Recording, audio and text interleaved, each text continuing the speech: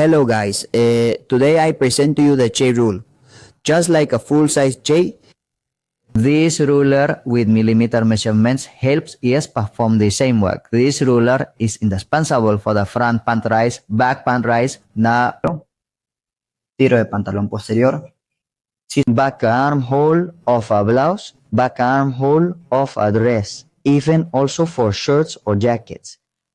Isas proper husunan iwiar kung to tresa tasa sa crotch for pants. We will do it with the inner part on the front crotch, and if we are going to do it on the back, we will do it this way. This ruler is indispensable as it works directly respecting key points for the back crotch of pants.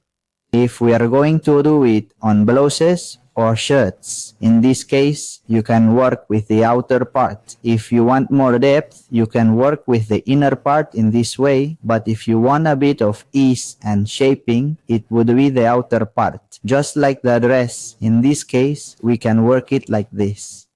Something very important that I want to explain to you is that this rule helps you work with any millimetric measurement. For example, when we are making a pattern, whether in a half, a third, a quarter, or a fifth. What do I mean by this? That normally in pattern making, we use millimetric measurements. We see these measurements reflected in our L ruler. With millimetric measures, remembering that 1/2 is greater than 1/3, 1/3 is greater than 1/4, and 1/4 is greater than 1/5. When dealing with fractional measures, the smaller the number of the denominator, the resulting measurement will be larger.